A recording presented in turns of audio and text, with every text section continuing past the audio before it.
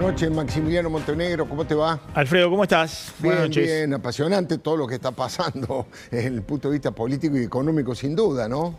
Así es, Alfredo, en un ratito vamos a hablar un poquito la dinámica de lo que está pasando en el mercado cambiario, la tasa de interés, hoy el dólar bajando con la tasa de interés volando, el impacto que tiene en la economía real y la pulseada que se viene, te diría a partir del jueves, viernes, cuando cambia la estacionalidad, cuando se terminan los superdólares de la soja, ¿no? La super oferta de dólares que hubo hasta ahora.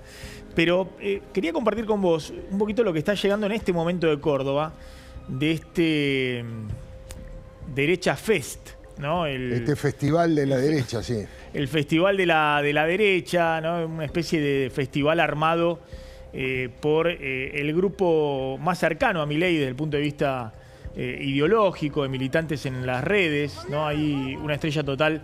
Mira, esta era la llegada de Milei. A ver si podemos escuchar un poquito el audio ambiente.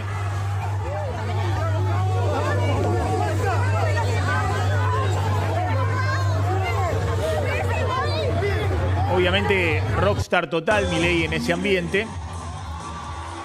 Un ambiente en el cual estuvo Daniel Parisini, el Gordo Dan, que quedó magullado en el armado de listas en la provincia de Buenos Aires, porque la Fuerza del Cielo quedaron, que es el sector que lidera junto a Santiago Caputo, quedaron prácticamente sin nada en el armado. Pero bueno, ahí estuvo como estrella junto con el presidente de la fundación, ¿cómo se llama? La fundación Faro. Sí, Faro, Agustín Laje. De la fundación Faro, Agustín Laje. Y otros connotados tuiteros, ¿no? Sin duda. De la militancia digital de La Libertad Avanza. Exactamente, vos lo definiste bien, las fuerzas del cielo, los que trabajan al servicio de Santiago Caputo y de Javier Milei.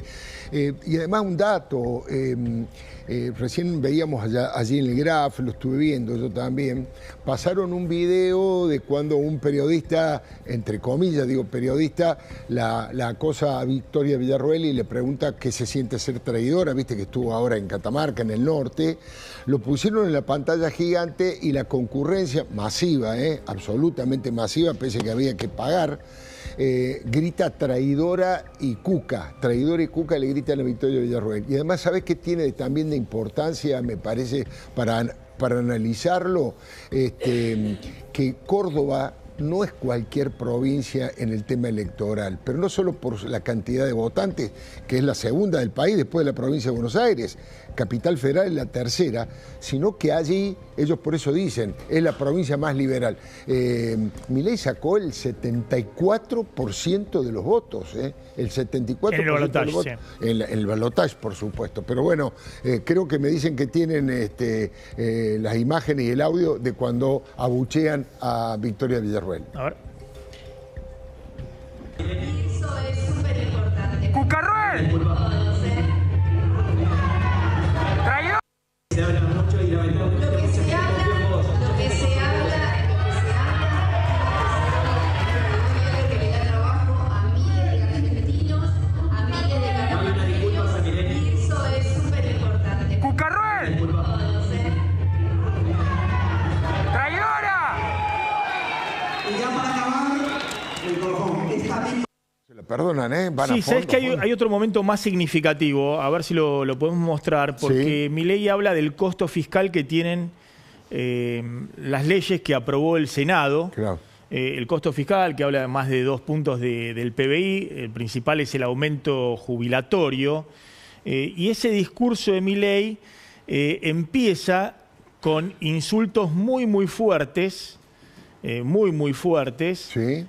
Se sospecha que a la vicepresidenta, ¿no? Que fue la que habilitó la sesión. La sesión, ahora, efectivamente. Máximo, lo podemos tomar directamente de la cuenta del presidente, porque el presidente ha retuiteado a aquellos que subieron estos videos, entre ellos mirá, a ver si podemos, porque habla de un tema conceptual, la pelea que se viene por el veto presidencial al aumento de las jubilaciones, y al mismo tiempo se inicia con insultos muy fuertes, en este caso ya de la multitud ahí presente. Todo parece indicar a la vicepresidenta. A ver. Sí, es fácil chicanear, pero sugiero que antes de hacer chicanas aprendan a sumar 2 más 2. y ni les cuento lo que significa en términos dinámicos un buraco de 2.8 del PBI. Implica un aumento de la relación deuda-producto de más de 60 puntos porcentuales e implica enviar al cadalso a todos nuestros jóvenes. Es arruinar el país de acá a la eternidad. Claro, yo había escuchado el video, no sé si por una cuestión de delicadeza, no aparece la... Anterior a este, donde sí, están los insultos. Sí, donde hay insultos... Ahora mientras los buscan, Maxi, Sí. vos que sos economista, que sabés mucho de esto, ¿es correcto 2.8 del PBI o exagera un poco el presidente o es muy subjetivo analizar así tan a la ligera? Mirá, el número que tiene la Oficina de Presupuesto del Congreso Sí. habla de 0,7 del PBI para este año, que ya transcurrió la mitad del año, y 1,4% del PBI para el año que viene. En un escenario de máxima podría ser 1,7% del PBI, porque hay una discusión respecto a la emergencia de discapacidad, Claro. que ahí depende de la cantidad de beneficios que se otorguen. Es muy poquito el costo fiscal de aumentar a los prestadores, pero sí es mucho si hay distintas previsiones de cuántos beneficios adicionales se pudieran otorgar. Y en los escenarios que hace la Oficina de Presupuesto del Congreso dice, ojo, que si se otorga una cantidad importante de beneficios previsionales, o mejor dicho, por el tema de discapacidad dentro de la emergencia, Claro. eso significaría un aumento del costo fiscal. Esos son los datos que tiene la Oficina de Presupuesto del Congreso, ¿no? 1.4 para el año que viene y 0.7 para este año. Me imagino que el gobierno tiene unos números un poco mayores y suma los 2 años, suma medio año de este y este año claro, que viene, ¿no? claro, Para llegar a números más significativos. Está muy bien, está muy bien. Pero bueno, sin duda, Milei, vos sabés que hay otro tramo donde está claro también la polarización total con el kirchnerismo, ¿no? Está el cántico ese, saquen al pingüino. Saquen al pingüino del cajón, No sí. sé si lo viste exactamente. Fíjate, Se nos van a sacar, ¿cómo es? Saquen al pingüino del cajón.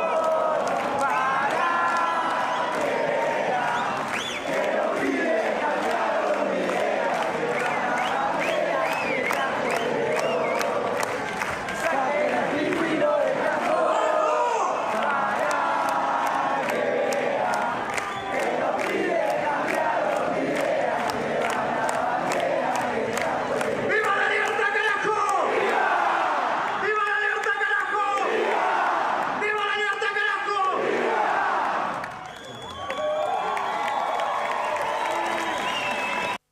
Bueno, un Milei muy provocador Mileísmo puro, ¿no? Claro. Un Milei auténtico. y identificando al principal adversario o enemigo político en el kirchnerismo, ¿no? Me parece Sí. va a ser un poco la tónica, sin duda, de la campaña. Sí, bueno, el lema que van a usar es libertad o kirchnerismo, ¿no? Tratando de polarizar al máximo y tratando de que las otras fuerzas políticas, sobre todo en la provincia de Buenos Aires, la fuerza de Somos, no le saquen votos a la Libertad Avanza y sí le saquen votos al kirchnerismo / peronismo, ¿no? Así es. Alfredo, gracias, como siempre, un gusto. Abrazo grande, hasta el martes. Gracias, Alfredo. Muy buenas noches a todos. Bienvenidos a Hora 23. En un ratito vamos a hablar de lo que está pasando con la economía, con el dólar, con las tasas de interés, los próximos pasos del Banco Central y del Ministerio de Economía.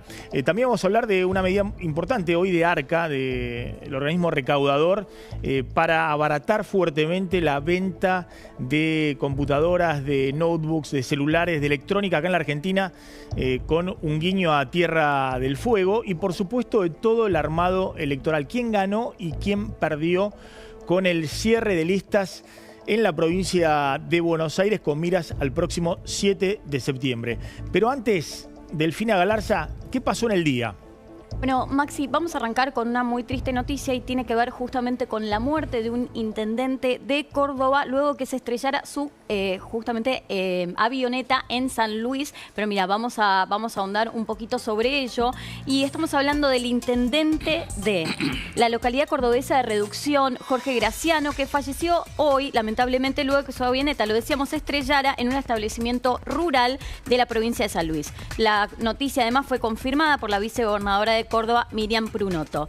Efectivos de la Policía de San Luis, bomberos voluntarios y personal, bueno, se acercaron al lugar, por supuesto, para brindar la asistencia y y realizar los peritajes correspondientes, pero lamentablemente, bueno, el intendente falleció esta tarde. Por el otro lado, también tenemos una noticia de inseguridad que sucedió, te diría, en Villa Bosch, en el partido de 3 de febrero. Acá vemos las imágenes y básicamente esto ocurre cuando un gendarme vestido de civil es abordado por 5 jóvenes que intentan asaltarlo. El gendarme abre fuego y da contra uno de los jóvenes, un joven de 18 años que, bueno, cayó al suelo tras recibir el impacto de bala en uno de sus muslos. Se encuentra internado porque, bueno, el proyectil le destrozó el fémur, provocando una grave fractura que lo dejó inmovilizado y allí permanece internado bajo estricta custodia policial, mientras que la justicia avanza con la investigación y con estas imágenes que vemos aquí en pantalla. Por el otro lado nos vamos a lo que es el plano internacional, donde Jair Bolsonaro generó cierta, te diría, polémica. Mira, acá lo vemos, exhibiendo su tobillera electrónica, ¿no? Y un juez de la Corte amenazó directamente con decretar su prisión inmediata. Esto ocurrió cuando en una visita al Congreso, Bolsonaro, bueno, muestra la tobillera electrónica que está obligado además a usar como parte de una serie de medidas cautelares desde la semana pasada debido a una investigación por presunta obstrucción de la justicia. Veremos qué es lo que sucede y cómo avanza esta situación, pero que generó muchísima repercusión en el ámbito internacional. Gracias, Delfina. Bueno, hoy estamos, por supuesto, con Delfina Galarza. Nos acompaña Melissa Reinhold, periodista de economía del diario La Nación. Lo tenemos de vacaciones a Pablo Fernández Blanco. Y se suman a la mesa el diputado de la Unión Cívica Radical, Martín de Taz. Gracias por venir. Gracias, Maxi. Y la analista política Sheila Bilker. Con este disparador arrancamos. ¿Quién ganó y quién perdió en el cierre de listas en la provincia de Buenos Aires?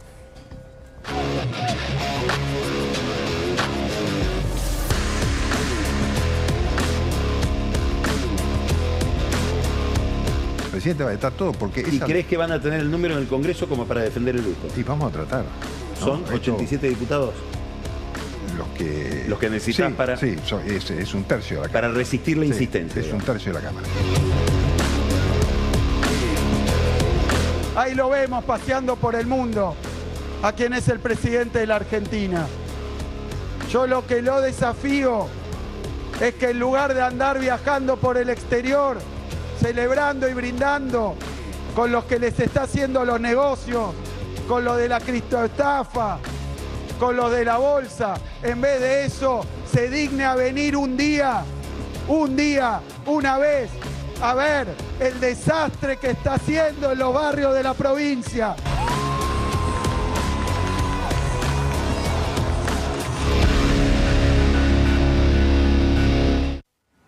Bueno, el gobierno le ha dado una importancia enorme a la elección del 7 de septiembre. La economía está casi en stand-by, en un mes y medio hasta el 7 de septiembre, y el gobierno confía en tener una gran elección, en una elección que es provincial, en la provincia de Buenos Aires, con cargos a nivel de diputados, senadores provinciales, concejales. Hasta ahora el gobierno venía apostando a la elección nacional, que era la elección del 26 de octubre, la elección de diputados, de senadores nacionales, donde Milei pensaba sumar más del 40% de los votos a nivel nacional, ser la primera fuerza nacional y en su discurso generar un clic en la política nacional y de alguna manera enviar una señal de que hay Milei para rato, no solamente 2027, sino eventualmente una reelección. Y en las palabras del presidente, terminar con lo que él llama el riesgo Cuca, es decir, despejar la idea de que la Argentina tiene un riesgo país muy elevado, que va a tener algún tipo de barquinazo por delante, y eso abriría, según el presidente, un escenario totalmente novedoso. Pero se ha puesto como meta inicial esta elección del 7 de septiembre, que el gobierno ha tomado el guante, una elección que es tal vez más difícil que la elección nacional para el gobierno nacional. En principio porque hay muchos intendentes que juegan por la libre, es decir, su propio partido, sin enlistarse en la unión entre Libertad Avanza y PRO. Y le pregunto, ahora vamos a ver un poco cómo se han cerrado las listas, porque algunos dicen, bueno, pero esto es Libertad Avanza versus la casta del peronismo, o es casta versus casta. Porque dentro del armado de la Libertad Avanza han quedado afuera los puros libertarios y ha sido un armado donde se identifica mucha gente que viene del kirchnerismo, del masismo. Algunos han quedado en la ruta y perdidos del PRO. Entonces, hay todo un interrogante respecto a lo que puede significar esta elección. Le pregunto a Sheila Birk y también juega Martín Tetaz. ¿Esta elección es para el gobierno lo que viene diciendo, una elección donde aplasta, arrasa, como muestran algunas encuestas en la elección nacional en la de octubre? ¿O es algo que hay que mirar con atención porque puede ser un desafío importante, ¿no? Donde puede haber algunas sorpresas, sobre todo si el gobierno no tiene la capacidad de arrastrar frente al aparato del peronismo o el aparato de algunos intendentes que están por fuera del peronismo y de la Libertad Avanza? Mira, a ver, bueno, recién se conformó la oferta electoral, así que ahora empezamos a medir. Sí. ¿Qué sabemos? Sabemos que la relación de fuerzas en la provincia arranca pareja, es un escenario abierto, que hay un porcentaje importante de personas ni libertarios ni kirchneristas, de aproximadamente 10 puntos, que es un segmento que hay que mirar con atención porque la oferta de Somos, con más de 30 intendentes, puede generar alguna clase de 30 intendentes de, en muchos casos, localidades más pequeñas del interior de la provincia de Buenos Aires, pero bueno, pensando cómo se va a agarrar la boleta, es muy posible que esto se juegue, que las dinámicas que se pongan en juego en esta elección tengan que ver con la nacionalización y en simultáneo con el fenómeno más territorial, más municipal, más de abajo, o sea, boletas que se agarren del último cuerpo y no del primer cuerpo. Ahora, entonces, la fuerza de Somos, ¿a quién podría perjudicar más? ¿Al electorado, digamos, peronista o al electorado justamente oficialista, la Libertad Avanza y PRO? Mira, mirando un poco la conformación de las cabezas de lista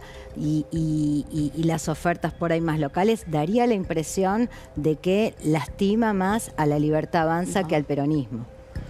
Pero bueno, hay que ver, hay que empezar a medir. Es una escena donde recién ahora están los jugadores en la cancha. Ahora vamos a ver justamente quiénes son los que juegan en esta elección, cómo se cerraron las listas. Pero dame un título, Martín Tetaz. ¿Qué estás viendo después de este cierre de lista, donde obviamente hubo una interna feroz en el peronismo y también hubo una interna fuerte creo que por el método, en la Libertad Avanza? Por el método de elección, es muy distinta la elección de septiembre de la elección de octubre. La elección de octubre va a debutar la boleta única papel.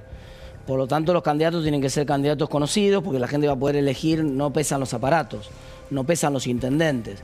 Entonces ahí seguramente van a jugar los Gordodán, los personajes más de redes, más conocidos. Estratégicamente, si uno fuera un planificador, los pondría en la elección de octubre.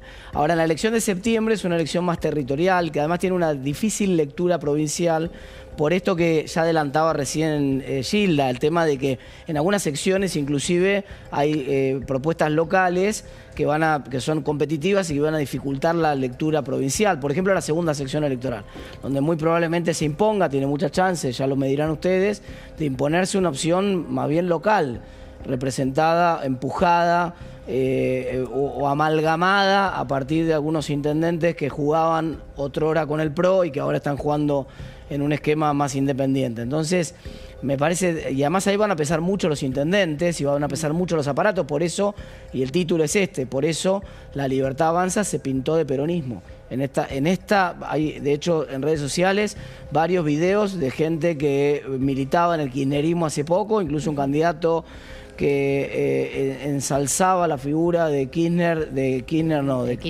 como futuro gran candidato a presidente y hoy candidato de Libertad Avanza. Decís, ¿no? Eso tiene una lógica, porque están buscando el territorio. La misma Leila Jean y otros candidatos de kirchnerismo duro que ahora se dan vuelta y se borocotizan y juegan con la Libertad Avanza porque evidentemente garpa más, ¿no? Yo ahí veo algo distinto, ¿sabes? Yo ahí veo algo distinto, porque el fenómeno de libertad o kirchnerismo, en realidad aparece el kirchnerismo en la narrativa de Milei como último fenómeno de retención de un electorado que está por ahí un poquito más distante, ¿no? Que había acompañado a Milei y que hoy dice, esto no me termina de gustar, pero cuando cuando se presenta la alternativa del kirchnerismo dicen, no, vuelvo. Lo que pasa es que ninguno de los candidatos refleja eso. Ninguno de los candidatos de la Libertad Avanza refleja la propuesta de la Libertad, no es un candidato nacional. Pero pensalo desde la demanda. La demanda va a estar y por eso mucha gente no va a votar. Miremos este candidato, Pablo Morillo, ese candidato en la Por la Libertad Avanza, digamos, para diputados, que es... para diputados sé que en la segunda sección electoral. Exactamente, en la segunda sección. Creo que es el candidato número... bueno, ahora lo vamos a ver, pero creo que es... lugar de la lista, pero sí. Está creo que, no sé, en tercer lugar en la candidatura de la segunda sección electoral a diputado provincial de La Libertad Avanza. Miren lo que decía, bueno, cuando no creía en las ideas de La Libertad, sino en las ideas más de izquierda de Kicillof. Tiene todas las condiciones como para hacerlo. La preparación que tiene, que muchas veces es denostada por algunos de los, digamos, por la oposición o por sectores digamos, del periodismo o de grupos concentrados de poder. Esas críticas no se condicen para nada con la preparación que tiene nuestro gobernador Kicillof. Está altamente calificado como para ser presidente de la Nación. Viene hablando y uno dice, bueno, está hablando de Milei, pero no, está hablando de Kicillof y lo está impulsando a presidente de la Nación. De hecho, fíjense en la cuenta que se adjudica a Santiago Caputo, no se sabe si efectivamente... a ver, no llego a leer ahí, pero ahí dice efectivamente... Las advertencias fueron debidamente presentadas. Claro, pero ahí se dice, ¿no? Es el segundo candidato de La Libertad Avanza en la segunda sección electoral, exfuncionario de Kicillof. Bueno, a ver...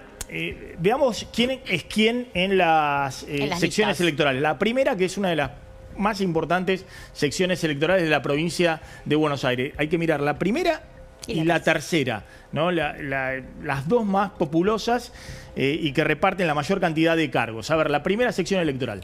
Bueno, acá vemos la primera sección, Maxi. Gabriel Catopodis es el que encabeza por Fuerza Patria, lo veníamos adelantando. Después Diego Valenzuela en la Alianza de PRO y La Libertad Avanza. Julio Zamora de esta tercer vía, ¿no?, del medio, y Romina del Pla. Vos fijate cómo venimos hablando de los intendentes que salen a la cancha. Bueno, acá lo tenemos a Diego Valenzuela, lo tenemos a Julio Zamora de Tigre. Y acá lo que hay que decir es que Kicillof se ha anotado un poroto porque ponen como principal candidato a Catopodis, que es alguien que responde a él, no a la cámpora. Y bueno, y Diego Valenzuela es un hombre que hoy juega a full con La Libertad Avanza, si bien viene del PRO. Yo creo que es un candidato fuerte para la primera sección electoral de La Libertad Avanza. Ahí se especulaba con que podía haber algún candidato distinto, pero bueno, es Diego Valenzuela, que es un hombre que claramente... está hoy en el armado de Karina Milei y Sebastián Pareja, ¿no? Sí, vos decís, digamos, que se anotó un poroto Kicillof. También tuvo cierto triunfo, ¿no?, en esto de quiénes son los ganadores y perdedores, en lo que es la tercera sección, que también hablamos que es fundamental en esta elección, porque quien la encabeza es Verónica Magario, ¿no?, que de buena sintonía. Pero antes de irnos a de la primera sección electoral, fíjense que ahí hay una tercera fuerza, que Somos, donde está Julio Zamora, que es un intendente que viene del peronismo, que le ganó Tigre a los Massa y que uno tiende a pensar que es una lista en la primera sección electoral que el gobierno ve con simpatía, porque le va a restar votos principalmente a el peronismo en la primera sección electoral, donde ahí van a jugar fuerte el propio Massa, Malena Galmarini, que es el número 2 de Catopodis en la primera sección electoral. Pero ojo que ahí Somos le resta votos al peronismo. Sí, distinto es en la tercera, donde va Domenichini, ¿no? Digamos, en la primera, ahora vamos a la tercera. Gran amenaza para el peronismo. En la tercera, te diría, parte el voto de la oferta antiperonista, si querés. Ahora vamos a la tercera, por eso, ¿algo más respecto a la primera? No, miraría en conjunto. Vos decías ahí triunfo de Axel respecto de la imposición de la figura de Catopodis o de Magario. Miraría también cómo se distribuyeron los cargos expectantes. Miraría y prestaría atención a eso, porque me parece que ahí hay algo más balanceado, ¿no? Digamos, donde no es tan claro quiénes son los ganadores y perdedores del armado o de cómo quedó finalmente el armado del peronismo. Bueno, y sí, la tercera sección electoral, donde está La Matanza, Florencio Varela, estas son las listas, sí, los cabezas de lista. Exacto, la tenemos a Verónica Magario por Fuerza Patria, lo tenemos a... Bueno, esta fue, Maxi, una de las sorpresas, ¿no? En la tercera sección veníamos hablando mucho apoyo de otros candidatos, pero finalmente un excomisario que es Maximiliano Bondarenko por la Alianza de Pro y la Libertad Avanza, encabezando la lista. Después lo tenemos acá, como decía Gila. Es alguien que estuvo con Emilio Monzó, es alguien que estuvo con Facundo Manes, es alguien que viene del armado de Juntos por el Cambio y que ha estado en distintas fuerzas políticas anteriormente, ¿no? Viene de ese armado. Y del territorio de Varela. ¿Cómo? Y del territorio de Varela, ¿no? Digamos, una zona picante, ¿no? Claro. Y que hoy responde directamente a Sebastián Pareja, ¿no? También. Sebastián Pareja también estuvo. ¿Quién fue el armador de Mauricio Macri en la provincia de Buenos Aires? Emilio Monzó. Efectivamente ha tenido varios, han dado frutos los armados políticos de Monzó, porque ahora son el eje de la construcción de Pareja en algunos distritos importantes en la provincia de Buenos Aires. Verónica Magario, alguien que hoy se alinea con Kicillof, pero que tiene buena sintonía con Cristina, ¿no? Con Cristina Fernández de Kirchner. Sí, con varios de los sectores, y además, como decía Gila, ¿no? Que hay que ver un poco cómo quedó el armado más también en profundidad. Bueno, una tercera sección que la tiene igualmente como candidata en lo que es la lista a Mayra Mendoza, ¿no? También, bueno, se especuló mucho, está en un tercer lugar. Después lo vemos acá en Somos Buenos Aires a Pablo Dominicini, es cierto, como representante de la UCR, además, bueno, apalancado por Martín Lustó, ¿no? Del sector de Martín Lustó. Por Emiliano Giacoiti, que es el armador de ese sector. Exactamente. Y el que pone y saca candidatos en ese espacio, ¿no? No es Martín Lustó, sino Emiliano Giacoiti. Bueno, funcionan a veces un poco como tándem, pero sí. Nicolás puede contar Martín Tetaz, quien es el funciona? jefe de ese espacio político. Bueno, y después acá lo vemos a Nicolás del Caño con el espacio del FIT. Maxi, te sumo algo de entre los ganadores y perdedores. Acá se vio muy bien reflejado el tema de las fuerzas del cielo completamente relegadas de estas elecciones, porque se especulaba mucho en la tercera sección con Nahuel Sotelo, secretario de culto del gobierno, que forma parte de la lista, es el quinto candidato en la tercera sección, pero es el único nombre de las fuerzas del cielo que está integrando las nóminas para competir este 7 de septiembre. ¿Qué se va a discutir acá en la provincia de Buenos Aires? ¿Se va a discutir libertad, kirchnerismo? Le pregunto a Tetaz, a Gila Vilker. ¿Se va a discutir inseguridad, es decir, cuestiones locales? Bondarenko es un candidato excomisario, candidato fuerte, donde la Libertad Avanza dice vamos a discutirle ahí en Matanza, en Florencia Varela, tema de seguridad. ¿Cuál va a ser el eje de la campaña? Mira, yo creo que hay cosas en simultáneo, ¿no? O sea, está claro que Bondarenko irrumpe como cabeza de lista en la tercera para discutir seguridad. Lo que pasa es que el tema de la seguridad es un arma de doble filo para el gobierno también, porque la ciudadanía de Buenos Aires, de la provincia de Buenos Aires, ¿viste? No dice el responsable es solo Kicillof, dice el responsable es el gobierno nacional, Kicillof, el intendente. O sea, es una demanda que se apunten contra todos, resuélvanlo. Entonces, yo te diría ahí arma de doble filo. Dominicini probablemente imponga temas educativos. Como cabeza de lista, probablemente con menos fuerza, ¿no? Digamos, pero tiene yo te diría en el haber esa posibilidad, y sin lugar a dudas va a ser una campaña muy fragmentaria, donde los territorios van a jugar, donde va a ser difícil, y creo que es una pregunta sobre qué va a versar la narrativa común de la campaña cuando tenés 8 secciones en juego, donde la gente no sabe, va a entrar al cuarto oscuro, por ahí esperando votar a, no sé, uno al azar, digamos, no sé, a Magario o a Bondarenko o a Dominicini, y va a decir, ay, acá no está, acá está Zamora, está está el... Entonces va a ser difícil la asociación de figuras en relación con territorios. Por eso la pregunta sobre un concepto homogéneo para la campaña es difícil. Ya estás viendo algunas cosas, kirchnerismo o libertad, ¿no? Digamos, como desde el lado del gobierno, que si el kirchnerismo se sube a ese caballo, puede hacer algo interesante. Lo que pasa es que lo que estás viendo hoy es que no ves al peronismo discutiendo el mileísmo. Lo que más ves del peronismo es la interna. El terreno de la batalla. ¿Son los medios de comunicación? No, es imposible, porque es una elección con 8 distritos por separado. Es imposible sintetizarlos en un solo discurso. El terreno son las redes tampoco, relativamente, porque ninguno de los candidatos que estás viendo ahí tracciona fuerte en redes. Ninguno. Probablemente Magario es la que tracciona más, pero casi nada. es territorial, el terreno es el territorio, el literal, y es entonces, son 8 batallas distintas, cada una en cada territorio, con lo cual es muy difícil que la gente entienda por qué se desdobló la elección, qué van a ir a votar en septiembre, con lo cual te anticipo, lo que yo creo que va a pasar es que muchísima gente no va a ir a votar, va a ser una elección con probablemente 50% de votantes, con muy pocos votantes, y donde la gente no va a tener muy claro qué va a votar, más allá del arrastre territorial de los aparatos de cada territorio. O sea, lo que van a determinar el resultado de la elección van a ser los intendentes. Bueno, el gobierno se juega un pleno, efectivamente, el 7 de septiembre, desafiando al peronismo en este nivel territorial. Hay una foto donde están Sebastián Pareja, Karina Milei, son los grandes armadores de la provincia de Buenos Aires, han dejado afuera obviamente a Santiago Caputo y a las Fuerzas del Cielo, con los candidatos, son los que tejieron el acuerdo con Santilli y con Ritondo. Bueno, ellos van a ser o los responsables del gran triunfo o los responsables si hay una sorpresa, ¿no? Si hay algo distinto a lo que plantean las encuestas. La pregunta es si va a jugar Milei, ¿cómo va a jugar Milei en todo esto? Fíjense, hace un rato ahí en el Derecha Fest en Córdoba, Milei en un tono fuerte de campaña. A ver.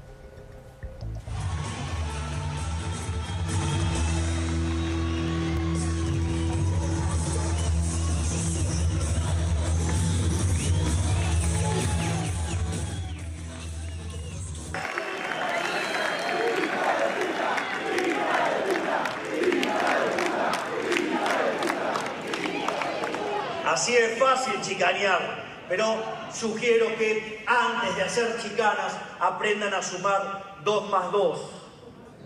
Y ni les cuento lo que significa en términos dinámicos un buraco de 2.8 del PBI. Implica un aumento de la relación deuda-producto de más de 60 puntos porcentuales e implica enviar al cadalso a todos nuestros jóvenes. Es arruinar el país de acá a la eternidad.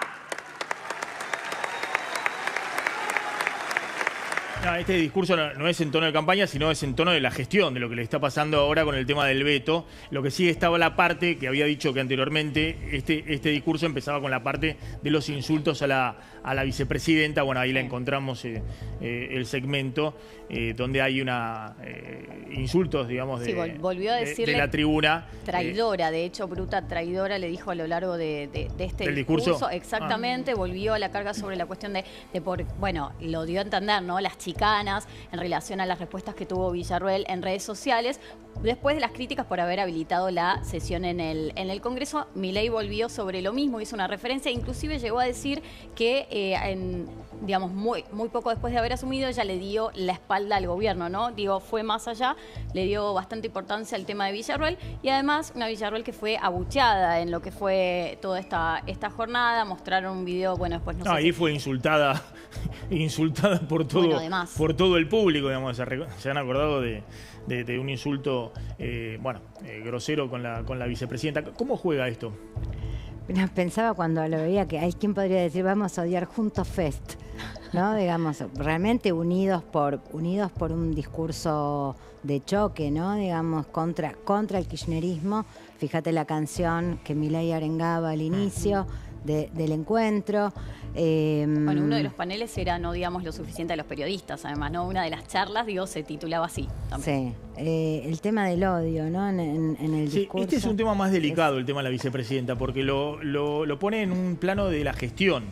Está diciendo Milei, me bombardean el pilar de mi política económica y adjudica una traición a la vicepresidenta que debilita al gobierno, ¿no? Eso es lo que está planteando, ¿no? Dejando el tema de todo el folclore de la campaña electoral, todos esos insultos o la contienda con el kirchnerismo, Sí, mira, ahí hay algo que no hay una novedad en la tensión con Villarruel. Por supuesto que viene escalando, pero no hay una novedad. Esto arrancó muy tempranamente en el gobierno de Milei.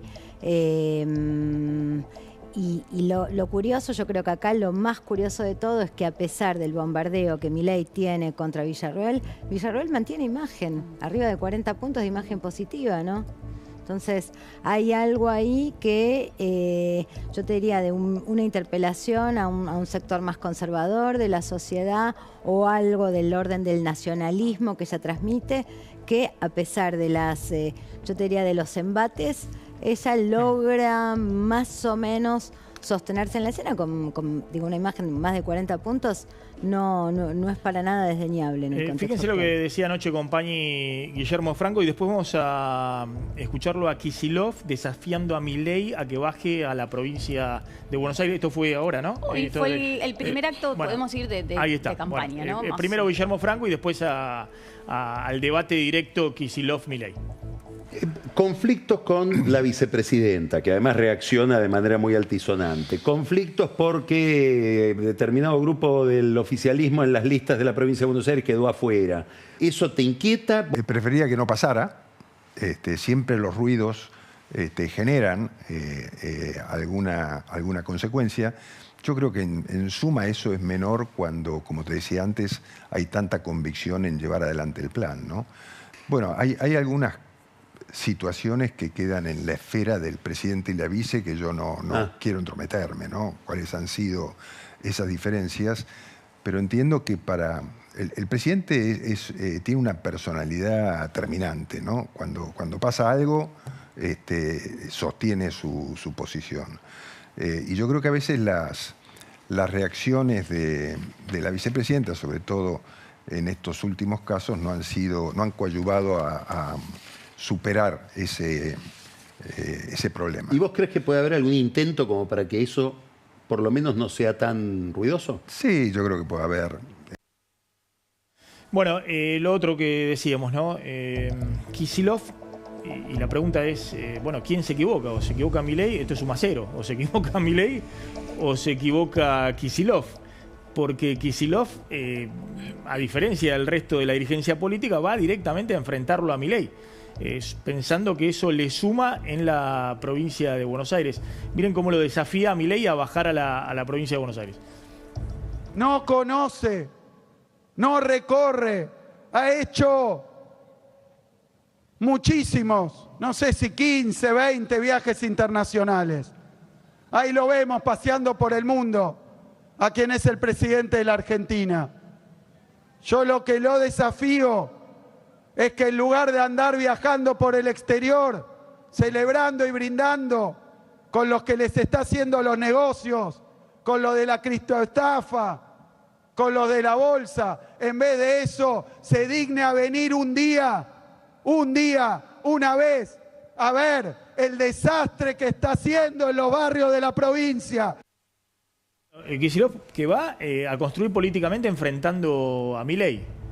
En contraste, sí. Bueno, de alguna manera es la respuesta a libertad kirchnerismo en cierto sentido. Kicillof intenta capitalizar ese posicionamiento. Yo creo que ahí la duda que yo tengo es si esto se ve, ¿no? Digamos, y cuál es el programa, ¿no? Digamos, porque la impresión que yo tengo es que lo que está puesto en primer plano es la interna entre Axel y Cristina, que el armado conjunto de listas no disipó, al contrario, lo puso en evidencia, y me da la impresión de que este discurso de Axel Kicillof es de alguna manera también una inauguración de la campaña, ¿no? Intentar encontrar ese posicionamiento. Obviamente para mantener ese posicionamiento, sí. Maxi, vos por supuesto precisás también ser elegido como adversario del otro lado. Y acá lo que está pasando es que el gobierno nacional elige un ratito a Cristina, un ratito a Axel Kicillof, un ratito a Cristina, un ratito a Axel Kicillof. Yo creo que esa oscilación no es inocente, no es que es un problema de errático, es simplemente no terminar de componer un adversario, porque en esa interna viva, bueno, el gobierno se beneficia, ¿no? A ver, la pregunta es, ¿la estrategia del gobierno debe ser polarizar en base a un plebiscito sobre la política y la economía nacional? ¿O tiene que ir a marcar, porque que está gobernando en la provincia de Buenos Aires, Kicillof, tiene que ir a remarcar los problemas de gestión de la provincia de Buenos Aires? Y lo que pasa es que vos te a nivel provincial, el tema de inseguridad y demás. Porque algunos dicen, bueno, si el gobierno nacionaliza, bueno, ojo que también hay 50% que está muy enojado, que con la economía no... La elección es Milei sí, no le Milei arranca. no. Entonces, puede ser un plebiscito también a la situación económica, a la política económica. Lo que pasa es que es medio de manual, ¿no? El gobierno busca pelear, es como cuando vos manejás la carrera de un boxeador y para hacer número le buscás paquetes. Entonces el gobierno busca un paquete, que es Kicillof. Kicillof está hablando de que no conoce el presidente de la provincia de Buenos Aires, pero tiene en la ciudad de La Plata, donde él gobierna, el Hospital de Niños de La Plata, que es el segundo en prestigio después del Garrahan, exactamente la misma situación que el Garrahan, fundido por él antes que llegara Milei. En el 2023, antes que llegara Milei, en el Garrahan no se cubrían las guardias. Vos sabés que es un hospital muy prestigioso, el Hospital de Niños de La Plata, donde la gente se mataba por una residencia. Ahora quedan vacantes las residencias. Los médicos no quieren ir al Hospital de Niños de La Plata, uno de los más prestigiosos después del Garrahan en América Latina. No quieren ir al Hospital de Niños de La Plata porque Kicillof le paga una miseria, tiene fundida la obra social de la provincia de Buenos Aires. Bueno, Martín, pero vos tenés manifestaciones del Garrahan, pero no tenés manifestaciones en el Hospital de Niños de La Plata. El mismo ministro de Salud que fue a la manifestación del Garrahan, el mismo Kreplak, ministro de Salud de Kicillof, que fue a la manifestación del Garrahan, le debe plata por la obra social de IOMA, le debe plata al Garrahan. Entonces, el drama de este país, yo creo que lo que la gente ve en la calle, el drama es que nos hacen elegir entre Guatemala y Guatepeor. Es decir, es un drama tener que elegir entre Kicillof por un lado, que fue un desastre, pero este gobierno lo tiene entre sus grandes cuadros a Daniel Scioli, que es el padre de la buena parte de la catástrofe de la provincia de Buenos Aires. A ver si piensan que los desastres de la provincia de Buenos Aires empezaron antes de ayer. Los desastres de la provincia de Buenos Aires empezaron con la gestión de Scioli y el presidente Milei lo promueve a Scioli como una de sus principales figuras. Entonces, hay que tener la capacidad de saltar esta trampa y de construir algo que no sea ni Milei ni Kicillof. Bueno, fíjense Kicillof nacionalizando la elección, que algunos dicen que es también lo que va a hacer Milei, ¿no? Un plebiscito a su política económica. Argentina está atravesando hoy una situación, una política económica que no piensa en la Argentina, que no piensa en nuestra gente, que no piensa en el laburante, que no piensa en los sectores medios, que no piensa en los pibes, que no piensa en los estudiantes, que no piensa en los jubilados. Al revés, le baja la jubilación y después sí protestan. En vez de aumento, palo y represión. Ya lo vivimos 1000 veces. Por eso, cuando este 7 de septiembre tengamos elecciones en la provincia de Buenos Aires, yo tengo una respuesta para todos los que me preguntan ¿qué hacemos? ¿Cómo frenamos esto? Y la respuesta es que en las elecciones tenemos la oportunidad de sumar fuerzas para parar esta política económica. La frase de Kicillof es sumar fuerza para parar la política económica. Frenar. Lo que el gobierno cree que es su principal activo, la economía. Sí, mira, recién lo escuchaba, es oscilante la voz de Kicillof. Por ahí logra hacerse escuchar. No, digamos, recién me pareció que era claro apunta a un electorado que está enojado con el gobierno y mal económicamente. Mira, acá en esta elección hay dos chips. El chip natural es Milei sí, Milei no. Esto le habla a Milei no. Y después tenés un segundo chip, mucho más localista, lo que hablábamos recién con Martín, digamos, o sea, una elección traccionada de abajo, por el territorio. Digamos, yo creo que acá la dificultad va a ser, la provincialización, olvídate. Acá lo que va a haber es nacionalización, Milei sí, Milei no. Y Axel encarnando el Milei no. El desastre de Kicillof. Decía Gilda que el desastre de Kicillof como gobernador. Gilda, perdóname. No hay problema. Que el desastre de Kicillof como gobernador no nos haga olvidar su desastre como ministro de Economía. Porque se está quejando. Asumió como ministro de Economía, devaluó, duplicó la inflación el año que asumió como ministro de Economía y después respaldó la presidencia de Alberto Fernández, que en el último año le sacó 100 puntos a los jubilados, 100 puntos le sacó. Me meto en el tema económico y juegan Melissa Reinhold y también Martín Tetaz. Hoy el dólar fue para abajo, ahí están las placas.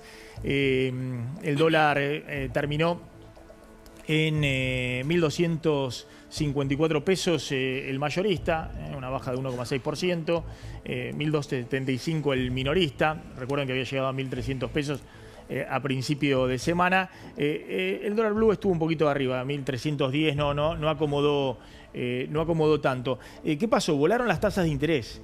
Y todavía tenemos un mercado donde efectivamente el gobierno tampoco hoy está haciendo demasiado para morigerar los niveles de tasa que están viéndose en el mercado financiero. De hecho, hay un gobierno que en una parte del día interviene en la curva de futuros, por otro lado juega para que si se dispara la tasa, bueno, que se dispare, es decir, que haya incentivo a colocarse en pesos y ponerle de alguna manera un techo al dólar debajo de los 1.300 pesos. Claramente en los próximos días tiene que ordenarse el mercado financiero, porque tasas de interés de 50% anual con inflación yendo abajo del 20% anual son tasas de interés que quiebran a la economía. De hecho, fíjense todos los indicadores de morosidad antes de que ocurriera la disparada esta de tasa. El gobierno, de hecho, hace 2 semanas venía con una estrategia de inyectar pesos en la economía por parte de los ahorros en pesos que tiene el Tesoro Nacional, para que de alguna manera hubiera más liquidez en el sistema financiero, se pudiera lubricar el crédito con una tasa más baja. Es decir, que empezara a bajar un poco la tasa de interés. De hecho, esto es la consultora 1816, se ve crédito para familias, tarjeta de crédito, créditos personales, 5% promedio de morosidad.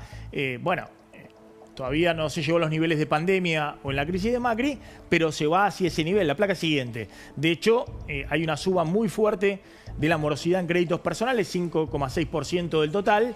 El pico en pandemia fue 7%, en la época de Macri arriba del 6%. No estamos muy lejos de eso. Y lo mismo en la morosidad en tarjeta de crédito. Entonces, ¿qué es lo que están viendo todos? Bueno, que tienen que ocurrir 2 cosas para que la economía siga funcionando y no haya quebrantos o en las empresas o problemas de morosidad y de pago de los créditos por parte de las familias.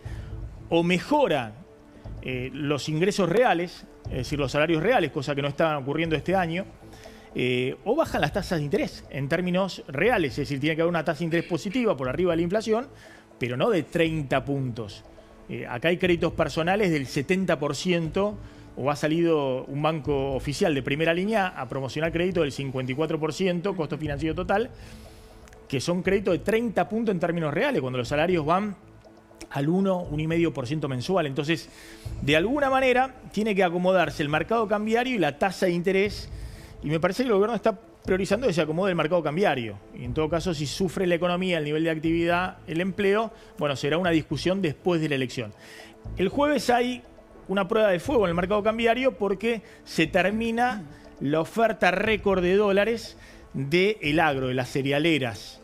Ayer fueron 200 millones de dólares, hoy fueron 175 millones de dólares. Mañana va a haber una oferta todavía relevante porque es el último día de presentación hasta el 1 de julio, la presentación de declaraciones juradas con las bajas retenciones. Pero el jueves vamos a ver a dónde se acomoda oferta y demanda de dólares, dónde se acomoda el dólar y dónde se acomoda la tasa de interés. Uno tiene la impresión de que el gobierno está con la idea de que la tasa de interés se acomode más arriba para que el dólar se acomode más abajo.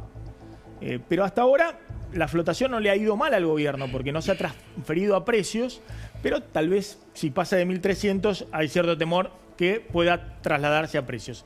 En este contexto hubo una medida hoy de Arca donde el gobierno juega fuerte a bajar el precio de computadoras, celulares, electrodomésticos en general. Melissa. Así es, Maxi. Buenas noches.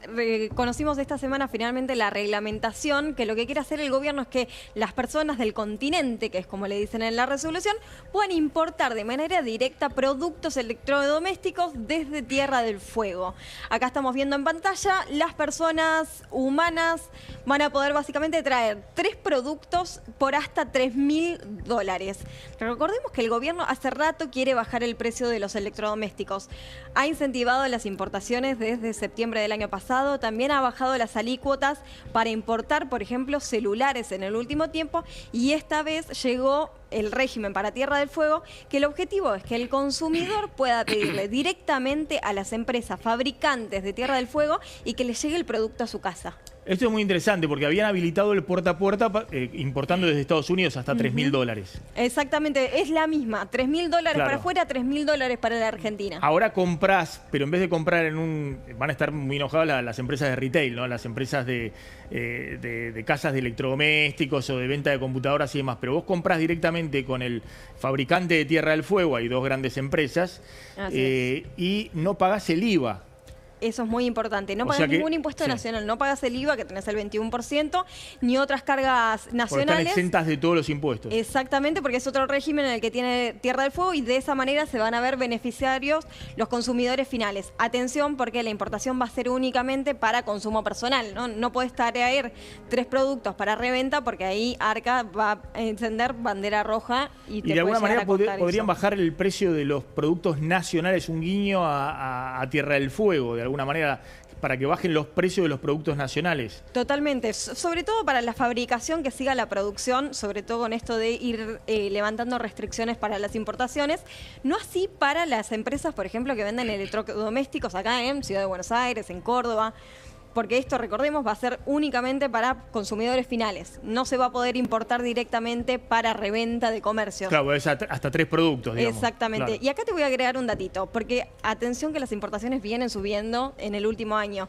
El último dato fue de que los envíos courier, que básicamente te llegan a tu casa, están en 72 millones en lo que fue de junio. Y cuando habla, no sé si ubicás a Temu, que es una de las plataformas gigante asiático, está full en todas las redes sociales de los argentinos, se estiman que aproximadamente se traen 300.000 envíos solo de esa plataforma a la Argentina. Es muy interesante lo que decís. Ahí tenemos un gráfico. A ver si podemos mostrar el gráfico del courier, de las importaciones puerta a puerta, de cómo se dispararon, de la consultora de Conviews, que muestra que se disparó la importación de courier y de alguna manera lo que están haciendo con esta medida de Arca es equiparar a Tierra del Fuego al courier. Exacto. Digamos, lo mismo que importar desde Estados Unidos, que se importaba sin arancel.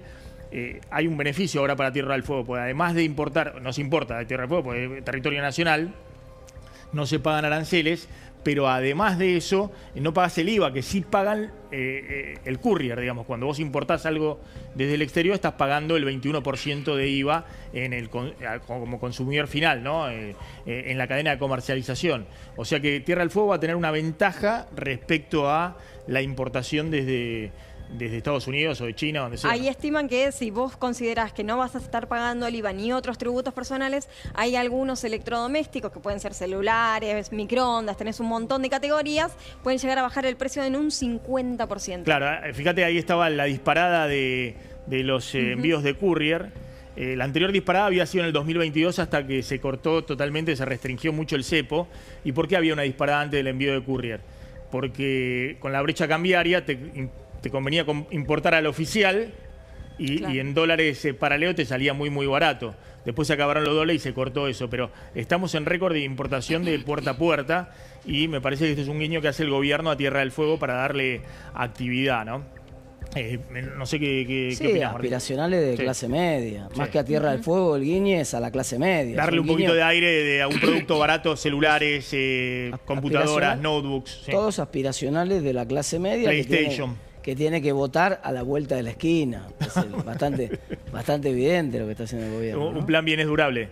Sí, lógico, pero además el pifie de Maxi, la segunda pifiada que mete el gobierno con el tema del manejo de tasas. En abril del año pasado metió una grande y ahora el descalce, no es un tema técnico, no es para ahora, pero el descalce de la política monetaria entre la LEF y la LECAP le dejó un montón de pesos dando vuelta en la calle, mucha volatilidad de tasas, el dólar se le mueve, absolutamente innecesario todo esto.